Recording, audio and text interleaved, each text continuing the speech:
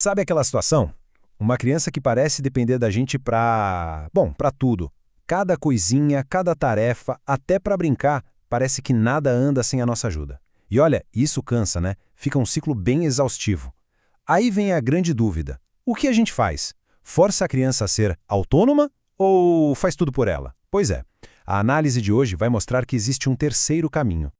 A pergunta é exatamente essa. Aquela criança que está sempre pedindo ajuda para coisas que, no fundo, a gente sabe que ela já conseguiria fazer sozinha. Que não consegue começar uma brincadeira sem ter um adulto do lado, sabe? Que busca aprovação a cada passinho que dá.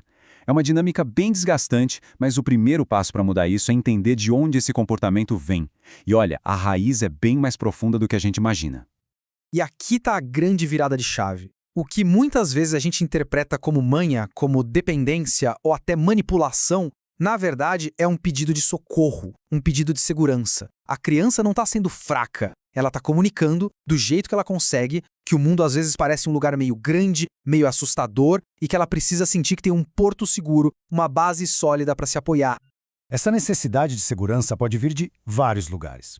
Às vezes é uma mudança grande na rotina, tipo a chegada de um irmãozinho ou o começo da escola. Ou fases de ansiedade que são super normais no desenvolvimento. Mas, e aqui cabe uma reflexão pra gente, às vezes vem de um excesso de proteção nosso. Aquela intenção ótima de ajudar que acaba passando a mensagem de que a criança não é capaz. É o nosso impulso de, deixa que eu faço, que sem querer vai minando a confiança que ela tem nela mesma. E aí, diante desse cenário, o nosso instinto geralmente leva a gente para dois caminhos bem conhecidos. E ambos, como a gente vai ver, são verdadeiras armadilhas. Em vez de construir a independência, eles podem acabar reforçando ainda mais a insegurança da criança. E aqui estão os dois extremos. Pensa só, de um lado está o deixa que eu faço. É mais rápido, né? A gente resolve na hora, evita o choro, a frustração. Só que a mensagem que fica lá no fundo é terrível. Você realmente não consegue sozinho. Aí, no outro extremo, tem o se vira, aquela coisa de forçar a independência na marra, sabe? Você já é grande para isso. Para a criança, isso soa como abandono. E gera o quê? Mais medo, mais insegurança. Ou seja, nenhum desses caminhos leva para uma autonomia de verdade mesmo.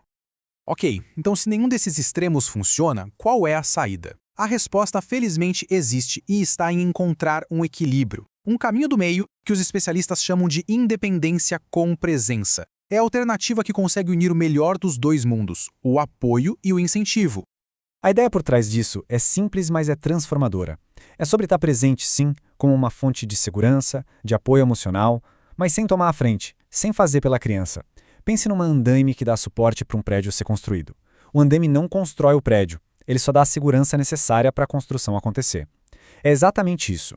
Oferecer o apoio para a criança se sentir segura o suficiente para tentar, para arriscar, sabendo que tem uma rede de proteção ali se precisar. E essa frase aqui, ela resume essa filosofia toda de um jeito perfeito. Eu estou aqui com você. Isso é o abraço, é a segurança, é a validação de que o sentimento dela importa.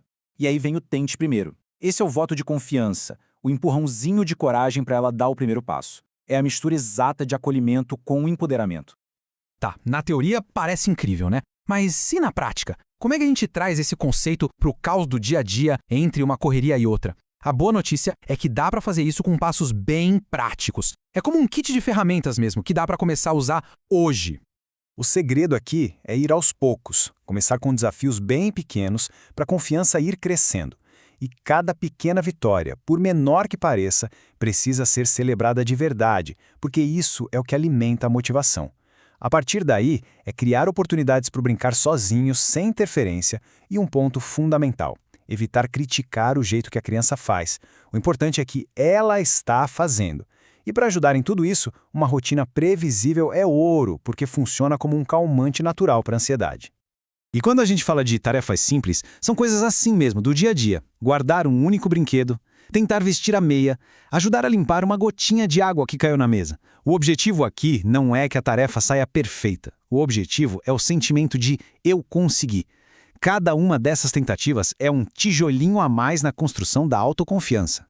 Agora, esse aqui talvez seja o ponto mais difícil para a gente. E o mais importante de todos.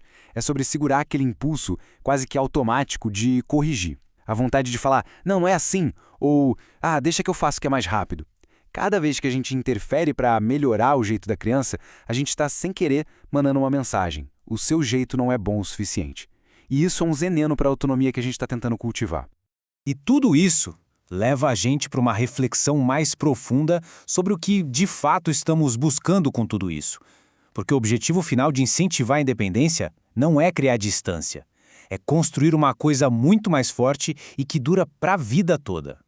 É muito importante a gente ter em mente que vai ter momentos de regressão. Perto de um salto de desenvolvimento ou numa fase de mais ansiedade, é super normal a criança pedir mais colo, mais ajuda. Isso não é um passo para trás, de jeito nenhum. Pensa nisso como se fosse uma parada no posto de gasolina emocional. A criança só está recarregando o tanque de segurança para poder seguir viagem. Faz parte do processo e tá tudo bem. E aqui está o coração de tudo. A independência de verdade não é sobre aprender a se virar sozinho no mundo e pronto. É sobre aprender a confiar nas próprias capacidades, tendo a certeza absoluta de que existe um porto seguro para onde sempre se pode voltar. A segurança não atrapalha a exploração. Pelo contrário, é ela que torna a exploração possível. Então, no final das contas, a mensagem principal desta análise é muito poderosa. A autonomia de uma criança floresce não quando ela é empurrada para fora do ninho, mas quando ela se sente tão segura, tão amparada, que ela mesma descobre que já tem asas e que pode voar. Então a reflexão que fica é essa.